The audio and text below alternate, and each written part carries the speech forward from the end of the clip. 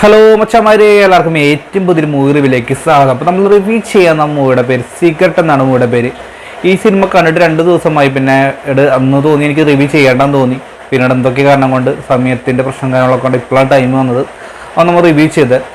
അപ്പോൾ സീക്രട്ടിനെ കുറിച്ച് പറയുമ്പോൾ എന്താ പറയുക, വളരെയധികം സീക്രട്ടായിട്ടുള്ള ഒരുപാട് കാര്യങ്ങളൊന്നും ഇല്ലാതെ തന്നെ പബ്ലിക്കായിട്ട് തോന്നിക്കുന്ന ഒരുപാട് കാര്യം ചിത്രത്തിലുണ്ട് എന്നാണ് ഏറ്റവും വലിയൊരു പ്രത്യേകത എനിക്ക് തോന്നുന്നത്. അതുപോലെ നമുക്കറിയാം മറ്റൊരു കാര്യം വെച്ചാൽ കാലാവസ്ഥ കൊണ്ട് നമുക്ക് എല്ലാവർക്കും അറിയാം. കാരണം മഴ അതിശക്തമായിട്ട് പെയ്തുകൊണ്ടിരിക്കുകയാണ്. അതായത് ഒരുപാട് ദുരന്തങ്ങൾ സംഭവിച്ചുകൊണ്ടിരിക്കുന്നു വയനാട് പോലുള്ള സ്ഥലത്തൊക്കെ. അപ്പം അത്രയേറെ സാഹചര്യത്തിലും ഉള്ളൊരവസ്ഥ തന്നെയാണ്. അതിനേക്കാൾ മുമ്പായിട്ടാണ് നമ്മൾ സീക്രട്ട് എന്ന് പറഞ്ഞ ചിത്രം കണ്ടത്. എനിക്ക് തോന്നുന്നു ദുരന്തേക്കാൾ ഏറ്റവും വലിയ ദുരന്തം ആയിട്ടാണ് എനിക്ക് തോന്നിയത്. ആ സീക്രട്ടിനെ കുറിച്ച് പറയുമ്പോൾ ഇതിൻ്റെ രചന ആൻഡ് ഡയറക്ഷൻ ചെയ്തിട്ടുള്ള എസ് എൻ സ്വാമിയാണ്. അദ്ദേഹം സേതുരാമയ്യർ CBI നേരാണ് CBIയുടെ ഒരു സീരീസ് തന്നെ ചെയ്തിട്ടുള്ള വ്യക്തിയാണ്, നമുക്ക് എല്ലാവർക്കും അറിയാം. അപ്പോൾ അദ്ദേഹം ആദ്യമായിട്ട് ഡയറക്ഷൻ ചെയ്തിട്ടുള്ള ഒരു ചിത്രം തന്നെയാണ് നമ്മുടെ സീക്രട്ട് എന്ന് പറഞ്ഞുള്ള മൂവി. കാശി നോക്കിയ നമ്മുടെ ഇൻ്റർവ്യൂ സ്റ്റാർ അല്ലെങ്കിൽ സ്ഥിരം ബോംബ് സ്റ്റാർ ആയിട്ടുള്ള ധ്യാൻ ശ്രീനിവാസൻ, അപർണ ദാസ്, മണിക്കുട്ടൻ, രഞ്ജി പണിക്കർ, രഞ്ജിത്ത്, നമ്മുടെ യാപകം 9 ആ പടമൊക്കെ അതിൽ നമ്മുടെ ഇന്ദ്ര ചെയ്തിട്ടുള്ള എന്താണ് ഇന്ദ്രധനുസ് എന്ന വ്യക്തിയുടെ പേരറിയില്ല, ജേക്കബ് ഗർഗറി, പിന്നെ സീരിയലൊക്കെ കണ്ടിട്ട് വരുന്ന കൃഷ്ണകുമാർ എന്ന് തോന്നുന്നു. അങ്ങനെ ബാക്കി പിന്നെ ഒരുപാട് താരങ്ങളൊക്കെ ഉണ്ട്, പുതുമുഖമായിട്ടുള്ളൊരു നായിക. അതൊക്കെ അത്യാവശ്യം അവിടെ ഇവിടെയൊക്കെ ആയിട്ട് കുറേ കാസ്റ്റും കാര്യങ്ങളൊക്കെ ഉണ്ട്. തലവാസൽ വിജയ് തുടങ്ങിയൊക്കെയാണ് ഇത് പ്രധാനമായിട്ടും വന്നിട്ടുള്ളത്. പിന്നെ ട്രെയിലർ കണ്ടാൽ നമുക്ക് എല്ലാവർക്കും അറിയാം ത്രില്ലറും ഒക്കെ ബന്ധപ്പെട്ടുള്ള കാര്യങ്ങളൊക്കെയാണ് ഇതിൽ യൂസ് ചെയ്യാൻ വേണ്ടി ശ്രമിച്ചിട്ടുള്ളത്. മറ്റൊരു പ്രത്യേകത എന്ന് വെച്ച് കഴിഞ്ഞാൽ ഇതിൻ്റെ എന്താ പറയുക, ഒരു അന്ധവിശ്വാസം അല്ലെങ്കിൽ അന്ധവിശ്വാസവും വിശ്വാസവും തമ്മിൽ കൂട്ടിയിണക്കിക്കൊണ്ട് അന്ധവിശ്വാസങ്ങളാണ് ഇന്നും വലുതെന്ന് തോന്നിപ്പിക്കുന്ന തരത്തിലൊക്കെയാണ് ഇതിൻ്റെ പരിപാടിയും കാര്യങ്ങളൊക്കെ തോന്നിയിട്ടുള്ളത്. അതായത് നമ്മുടെ എസ് എൻ സ്വാമിയുടെ കുറച്ച് അന്ധവിശ്വാസങ്ങളുണ്ട് അല്ലെങ്കിൽ അദ്ദേഹത്തിൻ്റെ വിശ്വാസങ്ങളുണ്ട്. അപ്പോൾ അദ്ദേഹം നമ്മളിലേക്ക് കണക്ട് ചെയ്യാൻ അല്ലെങ്കിൽ ഇൻജക്ട് ചെയ്യാൻ ശ്രമിക്കുന്നുണ്ട്. അതൊക്കെ കാണുന്ന പ്രേക്ഷകർക്ക് എത്രമാത്രം മനസ്സിലായോ ഇല്ലേ എന്ന കാര്യങ്ങളൊക്കെ നമ്മൾ സംസാരിക്കാൻ വേണ്ടി പോകുന്നത്. നമുക്ക് സ്റ്റോറി നോക്കാം. തഞ്ചാവൂരിലെ ഒരു കല്യാണമായിട്ട് ബന്ധപ്പെട്ട് നമ്മുടെ മിഥുൻ എന്നാണ് ധ്യാൻ അവതരിപ്പിക്കുന്ന കഥാപാത്രം. മിഥുനും സംഘവും പോകുന്ന കല്യാണത്തിന്.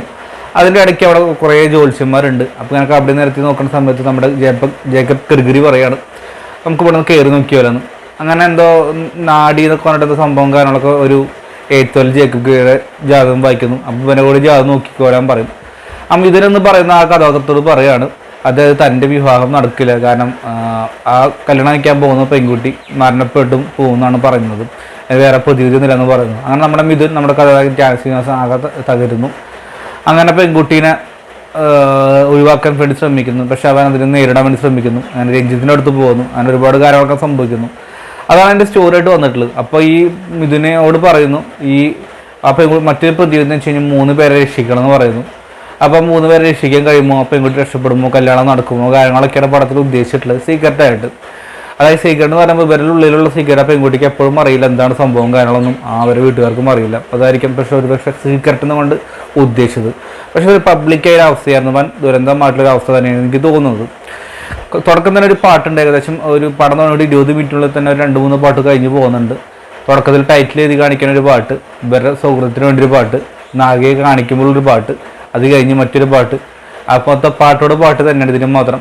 ജാസ്മി ജോയാണ് ഇതിന് മ്യൂസിക് ചെയ്തിട്ടുള്ളത്. യാതൊരു വിധത്തിലുള്ള ഇമ്പാക്റ്റ് ഒന്നും തന്നെ കാണുമ്പോൾ എനിക്കൊരു ഫീൽ കിട്ടിയില്ല. വൻ ദുരന്തമായിട്ടും പാട്ടും എനിക്ക് തോന്നുന്നു.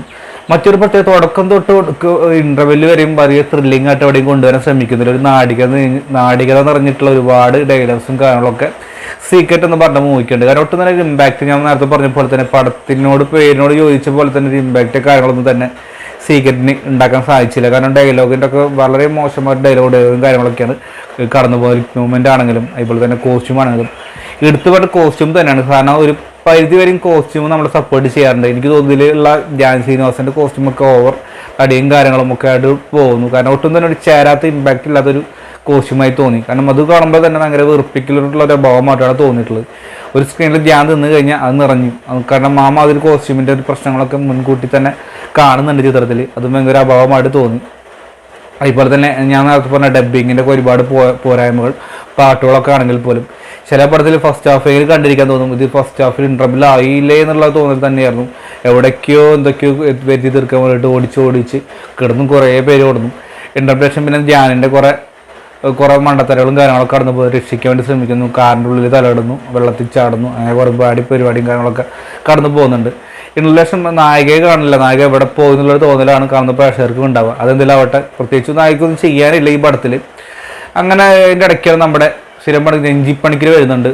ഇതിൽ MLA ആയിട്ട് ഇതിൻ്റെ ഫാന ഭാഗത്ത് MLA വരുന്നുണ്ട്. ആൾ കുറേ ഇംഗ്ലീഷിലെ ഡയലോഗും മേയറൊക്കെ പിടിച്ചിട്ട് ജാതി വരവാണ് വരുന്നിട്ടുള്ളത്. അത് കഴിഞ്ഞ് ഇങ്ങനെ സംഭവം കാര്യങ്ങളൊക്കെ നടക്കുന്നു, ഹോസ്പിറ്റൽ സീൻസും കാണിക്കുന്നു, അങ്ങനെയൊക്കെ പടം ഇങ്ങനെയൊക്കെ ചെന്ന് അവസാനിച്ചിട്ടുണ്ട് സീക്രറ്റിനെ കുറിച്ച് പറയുമ്പോൾ. അപ്പോൾ സീക്രറ്റിനെ കുറിച്ച് പറയുമ്പോൾ എന്താ പറയുക, ഒരു സയൻസും ജ്യോതിസ്യം എന്ന് പറയുമ്പോൾ ഒരു സയൻസാണ്. സയൻസും മനുഷ്യനും തമ്മിലുള്ള ഒരു പോരാട്ടം വേണമെങ്കിൽ വിശ്വസിക്കാൻ സാധിക്കും. അങ്ങനെയൊക്കെ തരത്തിലൊക്കെയാണ് ആൾ ഒരുക്കി വെച്ചത്. പക്ഷേ യാതൊരു വിധത്തിലും ഒരു ഇമ്പാക്റ്റ് ഒന്നും തന്നെ കാണുന്ന പ്രേക്ഷകർ ഉണ്ടാകില്ല, ഒന്നും തന്നെ പടത്തിലില്ല. അപ്പോൾ ഒരു വൻ ബോംബായിട്ടാണ് എനിക്ക് തോന്നിയിട്ടുള്ളത്. കാരണം വലിയൊരു ബോംബ് പൊട്ടി, അത് ഞാൻ വീണ്ടും നല്ലൊരു ബോംബ് പൊട്ടിച്ചിരിക്കുകയാണ്, അതും സൈലൻ്റായി വന്നിട്ട്. സീക്രറ്റിനേക്കാൾ നല്ല സൈലൻ്റ് ഇടാൻ നല്ലതെന്ന് തോന്നുന്നു. കാരണം സൈലൻ്റായി വന്നിട്ട് വലിയൊരു ദുരന്തത്തെ പൊട്ടി തകരാറാക്കി തോന്നുന്നുണ്ട്. എന്നാലും എൻ്റെ ധ്യാനെ ഈ മാതിരി കോപ്പായ തരങ്ങളൊക്കെ നിർത്തിക്കൂടെ എന്നാണ് എനിക്ക് ചോദിക്കാനുള്ളത്. കാരണം വെച്ച് കഴിഞ്ഞാൽ കാണുന്ന പ്രേക്ഷകർക്ക് അല്ലെങ്കിൽ പ്രേക്ഷകരൊരു അവരുടെ അഭ്യർത്ഥന പോലും മാനിക്കാത്ത തരത്തിലുള്ള പടങ്ങളാണ് ചെയ്തുകൊണ്ടിരിക്കുന്നത്.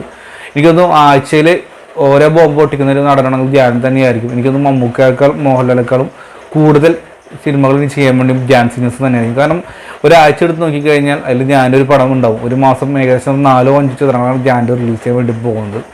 പ്രേക്ഷകരെ അഭ്യർത്ഥന പോലും മാനിക്കാത്തൊരു നടനുണ്ടെങ്കിൽ ധ്യാൻ സിംഗേഴ്സ് തന്നെയായിരിക്കും. കാരണം അദ്ദേഹത്തിന് വിജയം, അദ്ദേഹത്തിന് ഇൻ്റർവ്യൂ കണ്ടു കഴിഞ്ഞ് കഴിഞ്ഞാൽ ഒരുപാട് ആൾക്കാർ വരുന്നൊക്കെയാണ് അദ്ദേഹത്തിന് തോന്നുന്നത്. പ്രേക്ഷകർ സപ്പോർട്ട് ചെയ്യുന്നു. പടം നല്ലതാണെങ്കിൽ മാത്രമാണ് ആൾക്കാർ സപ്പോർട്ട് ചെയ്യുള്ളൂ. ഇനിയെങ്കിലും നല്ലൊരു ചിത്രങ്ങൾ സെലക്ട് ചെയ്യാൻ വേണ്ടി ശ്രമിക്കുക എന്നാണ് എനിക്ക് പറയാനുള്ളത്. അപ്പോൾ സീക്രറ്റിനെ കുറിച്ച് പറയുമ്പോൾ വൻ ദുരന്തമായിട്ട് എനിക്ക് തോന്നിയിട്ടുള്ള ഒരു ബിലോ എവറേജിനേക്കാൾ താഴെ നിൽക്കുന്ന ഒരു വേസ്റ്റ് ആയിട്ടുള്ളൊരു ചിത്രമാണ് സീക്രറ്റ് തോന്നിയത്. കാരണം ഒരുപാട് പോരായ്മകളുണ്ട്, ഒട്ടും തന്നെ എനിക്ക് ഇമ്പാക്റ്റ് ഉണ്ടാക്കാൻ സാധിച്ചില്ല. ഇതിൻ്റെ മാത്രം അഭിപ്രായമാണ്. അപ്പോൾ സീക്രറ്റ് നിങ്ങൾ കണ്ടിട്ടുള്ള വ്യക്തിയാണ്, നിങ്ങളുടെ അഭിപ്രായം കമൻറ്റ് ബോക്സിൽ രേഖപ്പെടുത്തുക. അപ്പോൾ ഇന്നത്തെ പോലെ നമ്മുടെ ഒരു ഇഷ്ടപ്പെടാൻ ലൈക്ക്, സബ്സ്ക്രൈബ് പരിഗണിക്കുക. വീണ്ടും മറ്റൊരു വീഡിയോ ആയിട്ട് കാത്തിരിക്കുക. അതൊരിക്കും ബൈ ഫ്രണ്ട്സ്.